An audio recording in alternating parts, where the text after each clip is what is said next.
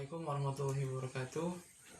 Saya Dede Pemi Muharam dari kelas A2 Manajemen semester 5 Universitas Islam Nusantara.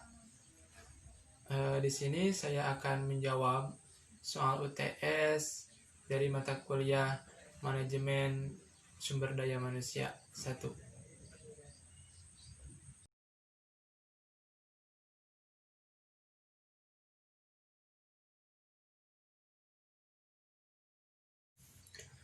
Apa yang dimaksud dengan manajemen sumber daya manusia? MSDM atau manajemen sumber daya manusia adalah salah satu fungsi dalam sebuah perusahaan atau organisasi yang fokus pada kegiatan rekrutmen, pengelolaan, dan pengarahan untuk orang-orang yang bekerja dalam perusahaan tersebut. Hubungan antara manajemen SDM dengan proses manajemen, yaitu yang pertama ada perencanaan, yaitu menentukan sasaran dan standar-standar, membuat aturan dan prosedur, menyusun rencana-rencana, dan melakukan peramalan. Yang kedua ada pengorganisasian, yaitu memberikan tugas spesifik kepada setiap bawahan, membuat divisi-divisi, mendelegasikan wewenang kepada bawahan, membuat jalur wewenang, dan komunikasi dan mengordinasikan pekerjaan bawahan. Yang ketiga, ada penyusunan staf, yaitu menentukan tipe orang yang harus dipekerjakan, merekrut calon karyawan, memilih karyawan, menetapkan standar prestasi, memberikan kompensasi kepada karyawan, mengevaluasi prestasi, memberikan konseling kepada karyawan, melatih dan mengembangkan karyawan. Yang keempat yaitu ada kepemimpinan, yaitu mendorong orang lain untuk menyelesaikan pekerjaan, mempertahankan semangat kerja, dan memotivasi bawahan. Dan yang kelima yaitu pengendalian, menetapkan standar seperti kuota penjualan, standar kualitas, atau tingkat produksi, memeriksa untuk melihat bagaimana prestasi yang dicapai dibandingkan dengan standar-standar ini, melakukan koreksi jika dibutuhkan.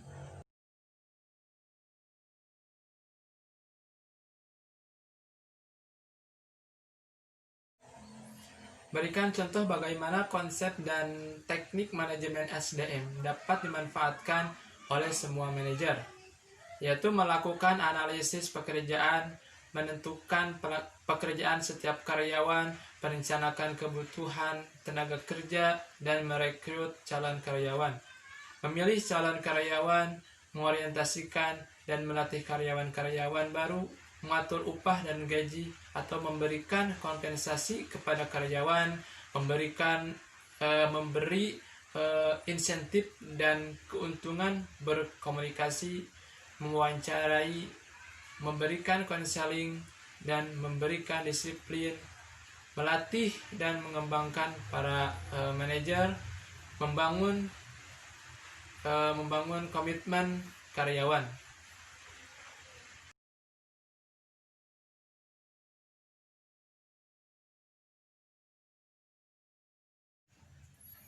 Bagaimana cara Anda melakukan analisis pekerjaan?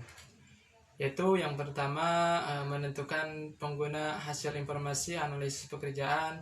Artinya penganalisis harus tahu informasi ini nantinya untuk siapa, karena hasilnya akan digunakan untuk menentukan jenis data yang dikumpulkan dan metode pengumpulan datanya. Yang kedua yaitu mengumpulkan informasi tentang latar belakang organisasi. Hal ini seperti data bagan organisasi, bagan proses, dan uraian pekerjaan. Yang ketiga yaitu menyeleksi muwakal jabatan yang akan dianalisis. Artinya penganalisis harus memilih beberapa muwakal jabatan untuk dianalisis. Tujuannya untuk menghemat biaya dan efisiensi waktu. Yang keempat yaitu mengumpulkan informasi analisis pekerjaan, mengadakan analisis pekerjaan secara aktual, menghimpun data tentang aktivitas pekerjaan, perilaku karyawan, kondisi kerja, dan seterusnya. Yang kelima yaitu meninjau informasi dengan pihak-pihak yang berkepentingan. Informasi tersebut hendaknya diverifikasi oleh pekerja yang akan melakukan pekerjaan itu. Yang keenam yaitu menyusun uraian dan spesifikasi pekerjaan. Yang ketujuh yaitu meramalkan atau mempertimbangkan perkembangan perusahaan.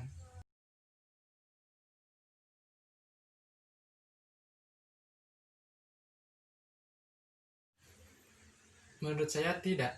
Karena menurut saya kalau perusahaan tidak menggunakan deskripsi pekerjaan yang rinci, perusahaan tidak akan berhasil.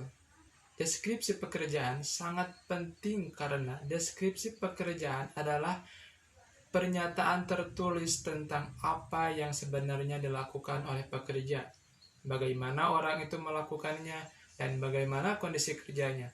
Jadi sebuah perusahaan harus mempunyai rincian pekerjaan agar perusahaan tersebut bisa berjalan dengan lancar untuk mencapai tujuan bersama.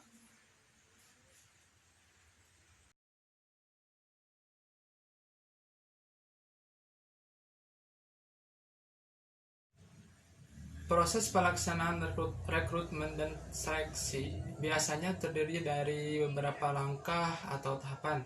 Yang pertama yaitu mengidentifikasi jabatan yang lowong dan berapa jumlah tenaga yang diperlukan. Proses rekrutmen dimulai saat adanya bidang pekerjaan baru di perusahaan. Karyawan dipindahkan atau dipromosikan ke posisi lain, mengajukan permintaan pengunduran diri, adanya PHK atau karena pensiun yang direncanakan.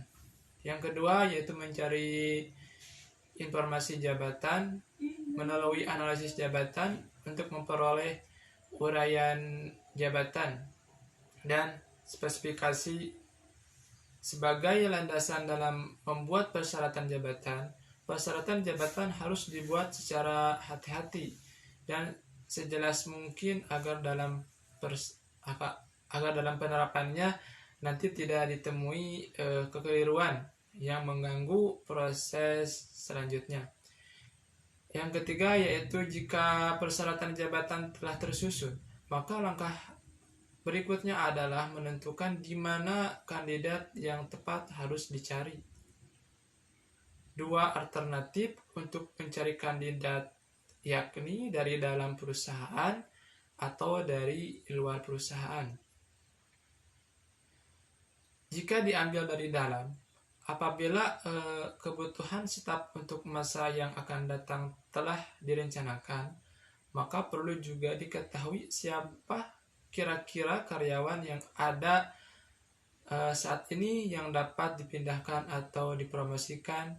Jika kandidat harus dicari dari luar perusahaan, maka perlu dipertimbangkan dengan cermat metode rekrutmen yang tepat untuk mendapatkan kandidat tersebut. Yang keempat yaitu memilih metode rekrutmen yang paling tepat untuk jabatan. Ada yang metode rekrutmen yang dapat dipilih oleh perusahaan dalam melakukan rekrutmen seperti iklan, referrals, walk-in, write-in, dan perusahaan pencari tenaga kerja, lembaga pendidikan, organisasi buruh, dan lain sebagainya. Perusahaan juga dapat memilih lebih dari satu metode tergantung situasi dan kondisi yang terjadi saat itu. Yang kelima yaitu memanggil kandidat-kandidat yang dianggap memenuhi persyaratan jabatan, mengumpulkan berkas-berkas lamaran, dan meminta mereka mengisi formulir lamaran pekerjaan yang telah disediakan untuk selanjutnya diproses dalam tahap seleksi.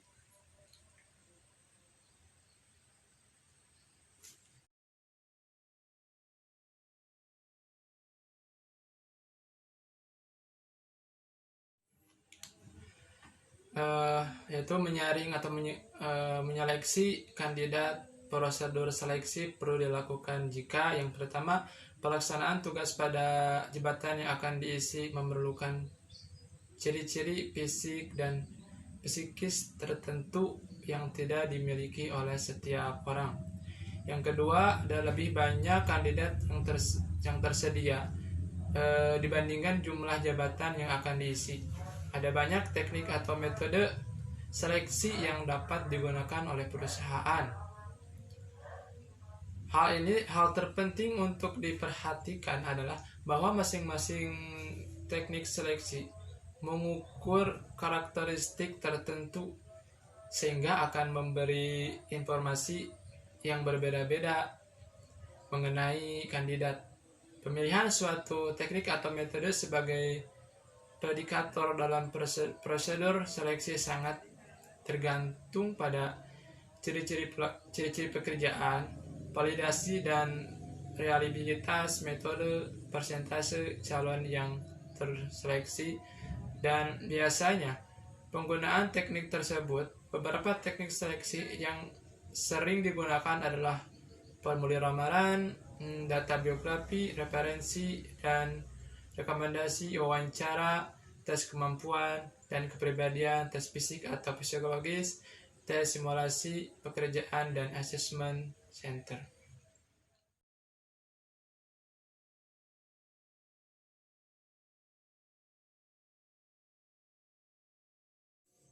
Perusahaan dalam pencapaian tujuannya mengusahakan agar sebuah fungsi-fungsi yang ada dalam perusahaan dapat difungsikan sebagaimana mestinya.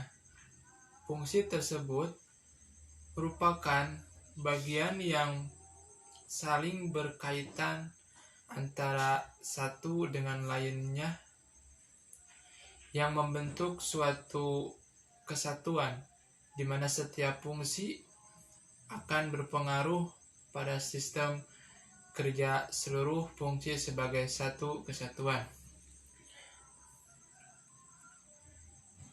Salah satu fungsi yang ada dalam perusahaan yang merupakan bagian dari keseluruhan sistem dalam pemberian kompensasi. Kompensasi penting bagi karyawan sebagai individu karena besarnya kompensasi mencerminkan nilai ukuran karya mereka antara karyawan itu sendiri, keluarga, serta masyarakat. Selain itu, kompensasi merupakan aspek yang sangat berarti bagi karyawan maupun organisasi perusahaan. Kompensasi merupakan suatu balas jasa yang diberikan oleh perusahaan kepada para karyawannya yang dapat dinilai dengan uang yang mempunyai kecenderungan diberikan secara tetap. Kompensasi adalah masalah yang sangat penting karena justru adanya kompensasi itulah seseorang mau menjadi karyawan baru suatu perusahaan. Kompensasi harus berjalan sejalan dengan strategi bisnis perusahaan agar tujuan perusahaan tercapai. Jika tidak, maka tujuan perusahaan tidak dapat tercapai sebagaimana mestinya. Sebagai contoh, dealer mobil, maka pada bagian marketing, kompensasi yang diberikan berdasarkan hasil penjualan yang mereka capai, karena orientasi mereka adalah profit.